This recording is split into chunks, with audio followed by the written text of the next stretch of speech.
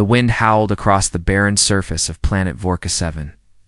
Sandstorms danced under a pale green sky. Jack Marlowe, a human explorer and salvager, moved carefully over the broken remains of an old alien warship. His boots crunched on metal, and his scanner blinked faint blue lights. The ship had crashed years ago, long forgotten. But Jack was always looking for parts or something useful. He stepped over a twisted beam, flashlight sweeping through the ruined hallway. Burn marks covered the walls. The place smelled like old blood and rust. Just another dead shell, he muttered. But then he heard it. A soft cry. Jack froze. It was faint, weak, like a wounded animal. He followed the sound deeper into the wreckage. His heart beat faster. In these places, strange creatures sometimes remained. Survivors, beasts, ghosts. He pushed open a half-melted door. The room inside was dark and smoky. Something shifted in the corner. Jack raised his weapon, then he saw. Her, curled up under a shattered control panel, was a creature. No, a girl, but not fully human. She had long silver hair, pointed furry ears, and a slim tail coiled around her leg. Her skin was pale with glowing patterns, her eyes huge and golden watched him with fear. Jack lowered his weapon. She looked hurt. Blood stained her side. Her breaths were shallow. She was trembling, but still trying to stay upright. "Hey," Jack said softly. "I'm not going to hurt you." Her eyes narrowed. She bared her teeth slightly, sharp canines. "Easy," he said, holding out his hands. "You're injured. Let me help." She didn't speak at first, but when she finally did, her voice was soft and strange, like music through broken glass. "Why are you here, human?" Jack knelt beside her, pulling out his medkit, looking for junk. "Didn't expect to find someone alive."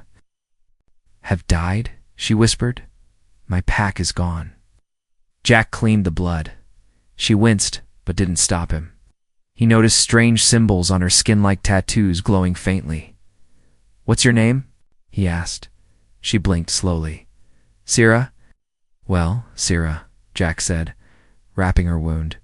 "You're lucky I came by." "No," she whispered. "You are the lucky one." Jack raised an eyebrow. "Why's that?"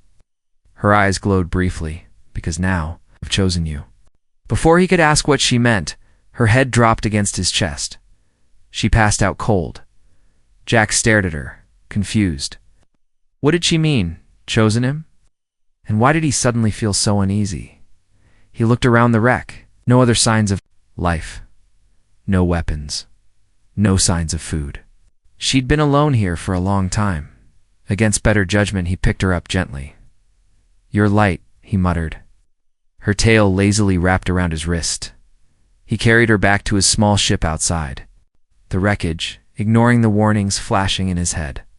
This wasn't a good idea. Something in him refused to leave her behind. She had no armor, no weapons, just sharp instincts, glowing skin, golden eyes that saw straight through him. As the door of his ship sealed behind him, Jack looked. Down at her sleeping form, she looked peaceful now, safe. But deep inside, he felt a strange weight settle in his chest. Something had changed. Something was coming, and he didn't know it yet. But this rescue would change everything about his life, because the creature he saved wasn't just an alien girl, she was royalty, a bondmate, future mother, and she had already decided Jack Marlowe was hers. Asterisk Jack didn't expect her to wake up for at least a week, but by the next morning, she was sitting on his bed, legs crossed, eyes alert, and tail swishing lazily. He nearly dropped his coffee mug when he saw her. "You're supposed to be unconscious," he said, stepping back. Sira tilted her head. Her golden eyes blinked slowly. "I healed." "No kidding," Jack muttered. Her wound was gone. Not just better gone. No scar. Not even redness. She sniffed the air. "You smell strong? Better than last night?" Jack stared. Thanks." She stood up and stretched, revealing her slender, alien figure. Her skin shimmered like it was kissed by starlight. The glow in her veins pulsed faintly. Her tail curled around one leg, then uncurled. "I'm hungry," she said flatly. Jack grabbed a ration pack from the shelf and tossed it toward her. Eat slow. Your stomach might not be ready yet. Sarah didn't listen. She bit into the food. Like a starving wolf. As she chewed, she kept her eyes locked on Jack, watching his every move. Are all your kind like this? Jack asked, trying to sound casual. Like, what, fast healing? Glowing? Intense? She swallowed the last bite and licked her lips. No, I'm stronger. Jack raised an eyebrow. Why? She walked over to him slowly, her bare feet silent. On the metal floor, because I'm meant to be an alpha? He gave a nervous laugh. Good for you. Sarah sniffed him again, closer this time. You don't smell claimed anymore. Jack blinked. What? She touched his arm where her blood had stained his skin the day before. There was a faint mark now, symbol. It hadn't been there yesterday. Her fingers brushed over it. Her touch was warm. You accepted me, she said simply. No, I helped. You, Jack replied quickly. I didn't agree to anything else. Her tail wrapped around his wrist gently but firmly. That's how it works for your kind, she said. Not mine. He pulled back. Look, I'm not trying to insult your culture, but where I'm from, we don't mate with someone just because we shared a first aid kit. Her ears twitched. Mate. He froze. Wait, that's not what I'm just teasing. She smirked. Mostly, Jack took a deep breath. He needed to report this. His team would want scans data. Maybe containment. But deep down, part of him didn't want to tell them yet. She sat down beside him on the couch, too close for comfort. Why are you still here? He asked. Why didn't you run? I don't want to, she answered. I feel safe. You smell ... right. Rubbed his face. Cute saying that. Smell. Is that important to you? Smell means everything, she said softly. It tells us who to trust, who to breed with, who to protect. Jack blinked. Okay, definitely not creepy at all. She leaned her head on his shoulder suddenly. Your scent calms my instincts. His body went stiff. I don't know what to say to that. You don't have to say anything, she whispered. We've already bonded. No, we have not, Jack said quickly. This is not bonding. This is ... breakfast. Sarah chuckled. It's cute how humans panic. And then without warning, she placed a hand over his chest. He felt heat, and then a faint glow shimmered across his skin. What was that? He asked, heart racing. The bind begins, she said softly. Now your body will change ... just a little. Wait. What change? Sarah smiled. You'll see. Your reflexes, senses, you'll grow faster, stronger. Like us. Jack stood up. No, I didn't ask for this. You don't have to, she said, lying back and closing her eyes peacefully. You saved me. Ow. That's enough. Nature decided. Nature's crazy. Odd.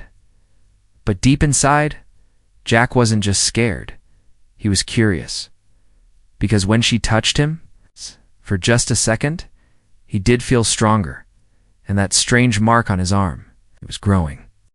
Jack locked the bathroom door and stared at his reflection. The glowing mark on his arm had spread overnight now, forming a full circle with claw-like symbols inside. It pulsed gently like a heartbeat. His heartbeat. Hell no, he muttered. He splashed cold water on his face, but the mark didn't go away.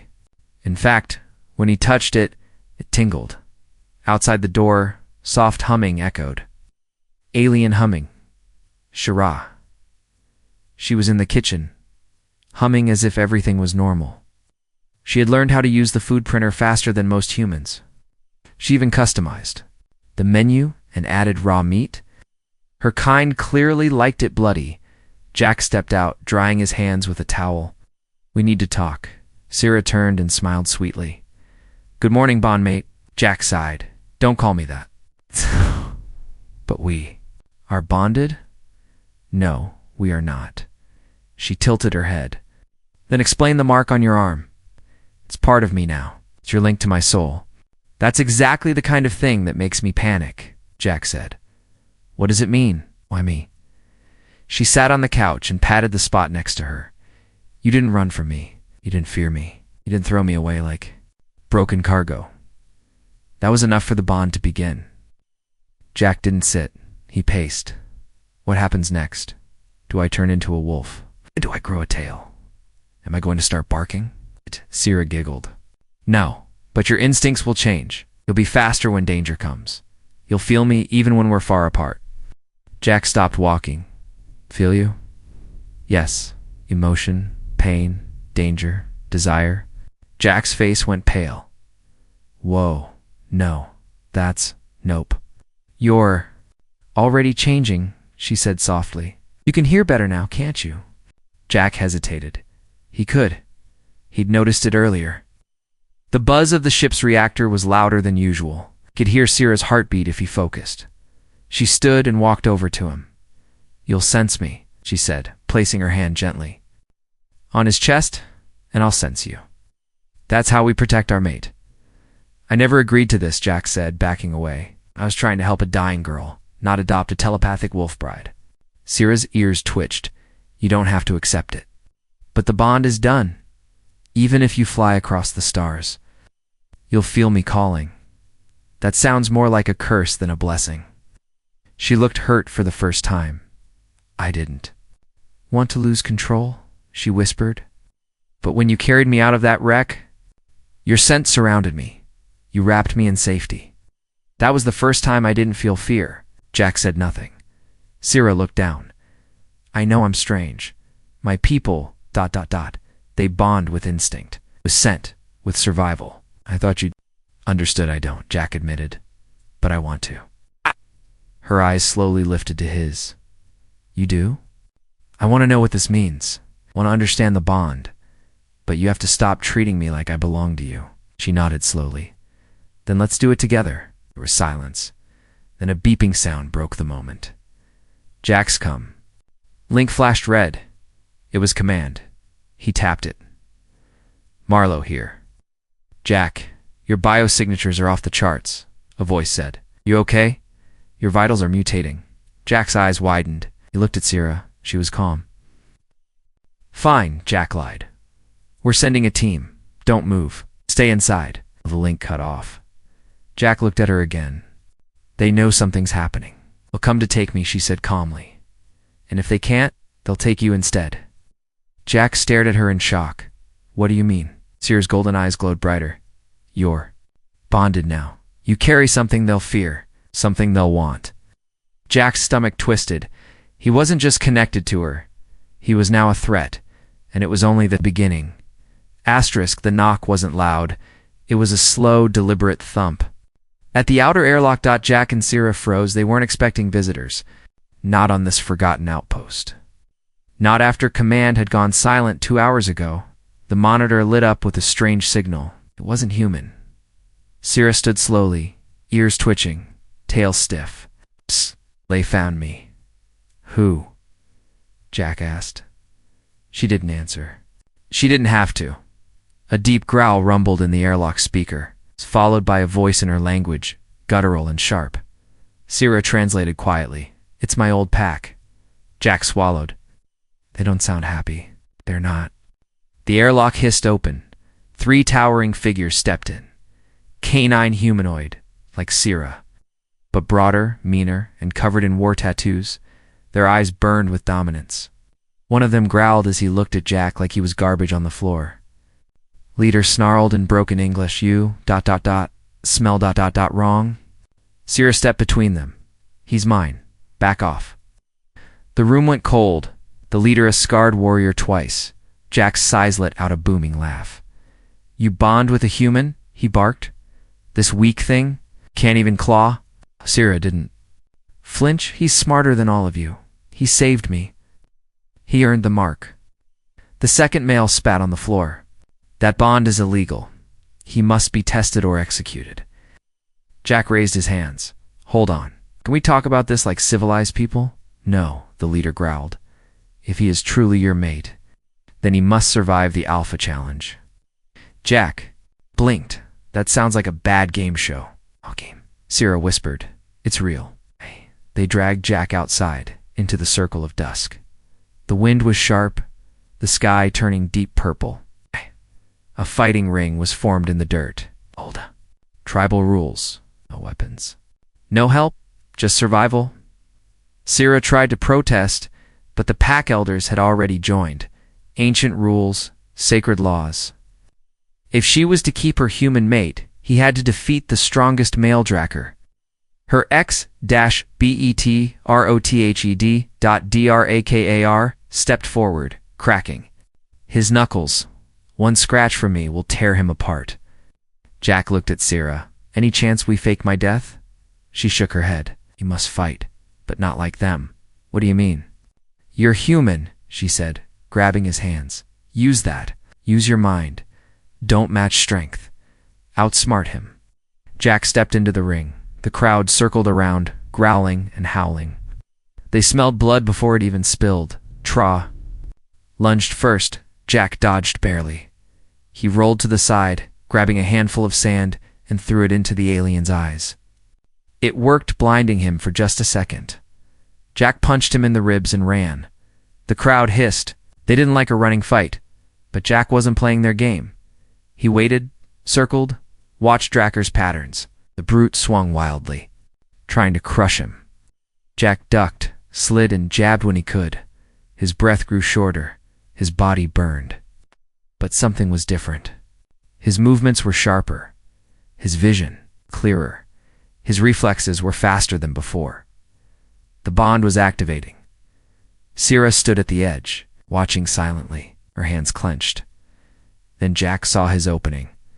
Dracker charged again, furious and blind with rage.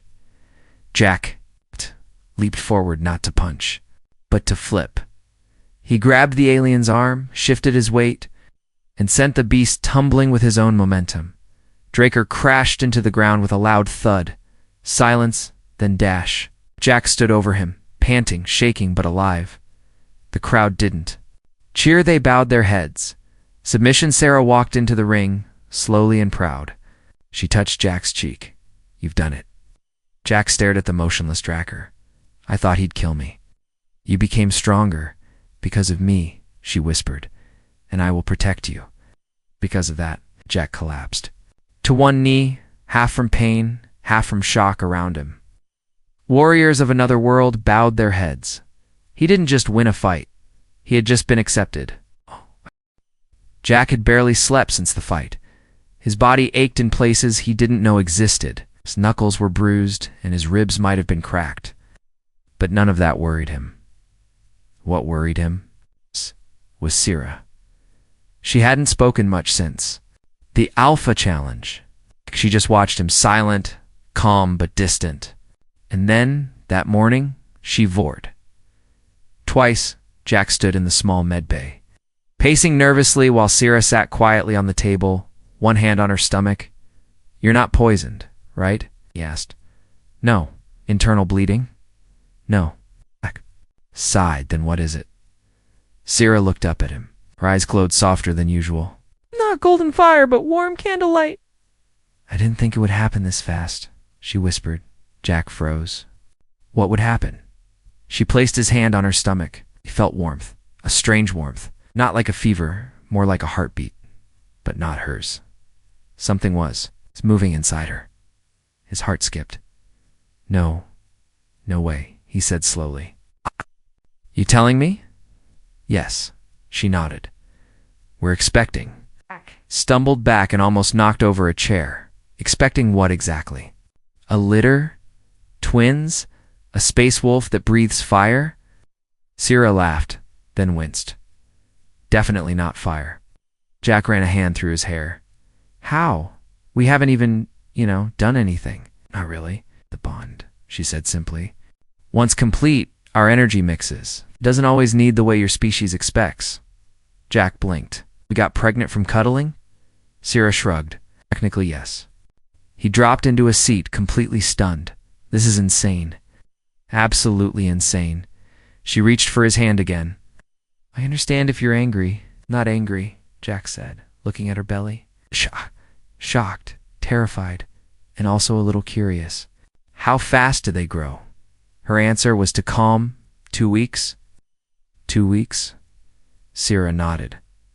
That's normal for my kind. Normal.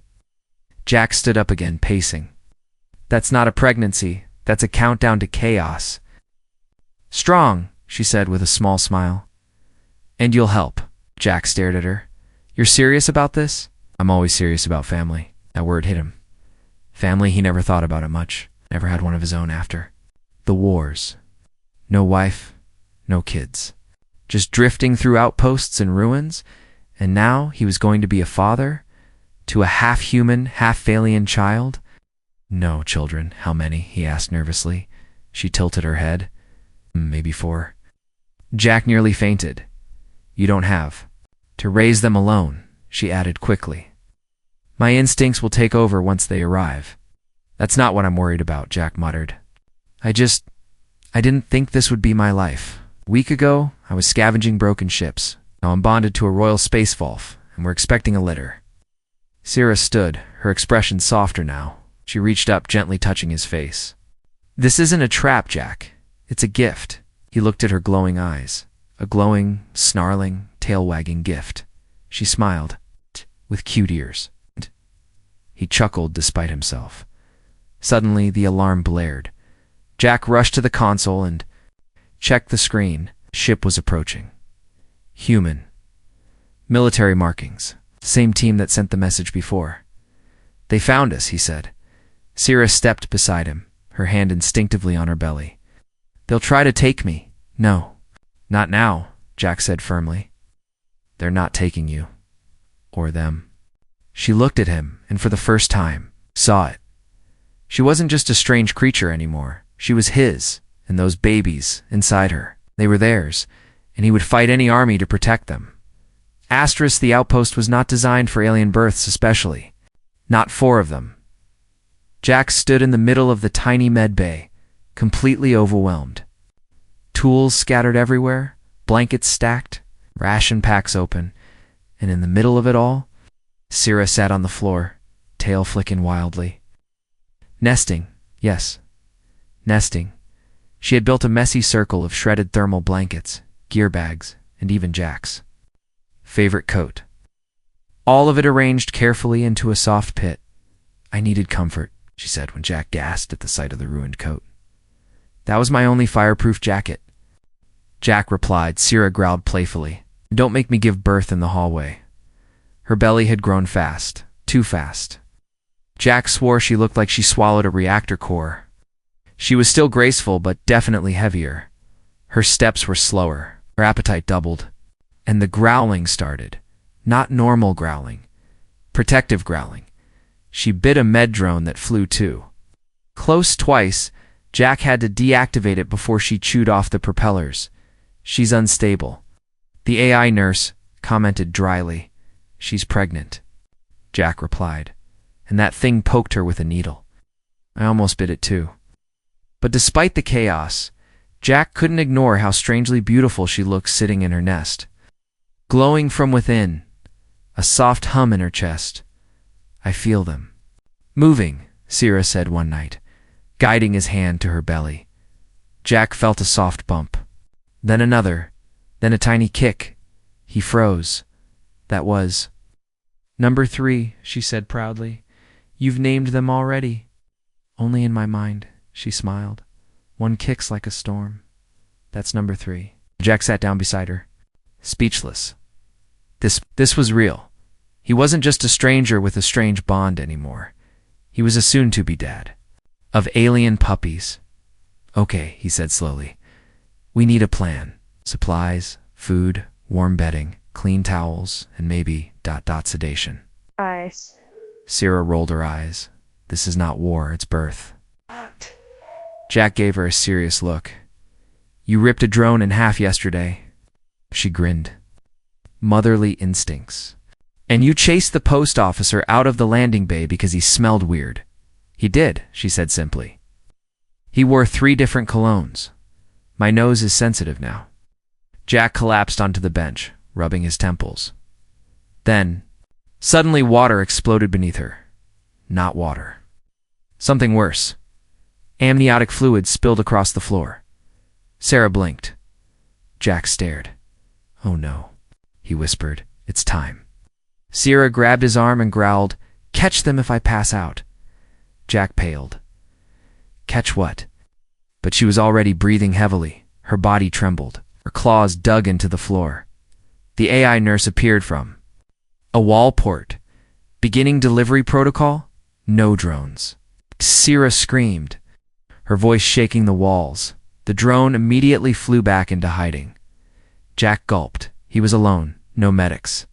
No AI, just him, a glowing alien woman in labor and for half-human pups on the way. Okay, he said to himself, tying his sleeves up. I've delivered coolant lines. I've repaired broken machines. How different can this be? Sierra bared her fangs at him. He panicked. Very different. Got it.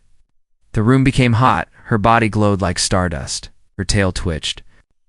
The first sharp cry echoed from her lips. Jack knelt beside her, holding her hand. I'm here. I'm not going anywhere. And in that storm of pain, fire, and life, the first puppy cried. Not a puppy exactly. Small, wrinkled, golden-eyed. Baby with soft ears and tiny claws. Squirmed in Jack's shaking hands. I caught it. Sierra smiled through tears. 3 more to go. 3. The first cry was soft. It echoed through the small outpost like a secret being born. Jack sat on the cold floor, stunned, holding the tiny creature in his hands. It had golden eyes like Sierra, but his nose. Its tiny claws curled weakly, and its furry ears twitched at the sound of his voice. This is mine, he whispered, Sira, covered in sweat and glowing faintly, nodded with a tired smile. Yours, ours. Jack gently wrapped the little one in a warm towel. He couldn't stop staring. It was so small, so alive, and somehow it felt like the center of his world now. But there wasn't time to think. Sir growled softly. Another one's coming. Jack scrambled back into position. Okay. Just breathe. No, you breathe. 2. Just Jack. Right.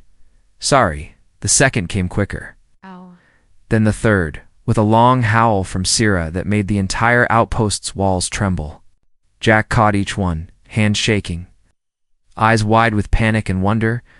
By the time the fourth emerged, the room was full of noise, squeaking tiny growls, newborn yelps. Jack carefully lined them up beside their mother, who now lay weak but glowing. With joy, he sat beside her and stared. 4 tiny beings, each different, each strange, each perfect. I don't even have a name, Jack whispered. For any of them, we'll name them together, Sierra said softly. When the time is right. Jack leaned against the wall, exhausted. He'd fought aliens, survived battles, and traveled across broken worlds. But nothing had ever shaken him like this. Nothing had ever meant this much.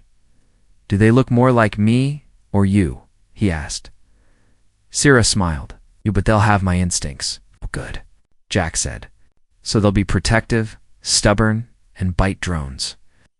Exactly. They both laughed, weakly, but real. Outside, the storm had passed. The skies over the outpost turned deep blue. The stars shined brighter that night. Maybe it was the universe's way of blessing what had just happened. Inside, the pups were already crawling, sniffing, bumping into each other. One of them trying to chew Jack's finger. Oh, W, he whispered. Already has teeth. Sierra chuckled. That one's going to be trouble. You mean like their mom? She smirked, but didn't deny it. Then came a soft beep. Jack's cum device. He checked it. Message blinked from command. Status. Check. Reports of unauthorized alien presence. Preparing retrieval unit. Jack looked at Sir. She was watching the babies, peaceful, vulnerable. He turned off the cum without. Answering, no one was taking them. Not the mother, not the pups, not from him. Later that night, while Sierra slept and the pups curled at her side, Jack sat at the control console. He opened a private log. Entry start. Name, Jack Marlowe. Location, Outpost 9G. Status, changed. Report, I saved a creature once, thinking I was doing her a favor. Truth is she saved me. She gave me something no war, no medal, no job ever did. She gave me family. I'm no longer just a drifter. I'm a mate, a father. And I'll defend them with everything I've got. Entry end. He looked back at the room. Sierra shifted in her sleep, placing a protective arm around the pups. Jack smiled. His old life was gone. His new life had already begun. And when one of the pups let out a tiny howl, he whispered with a smirk, "Guess I'd better prepare for the night shifts."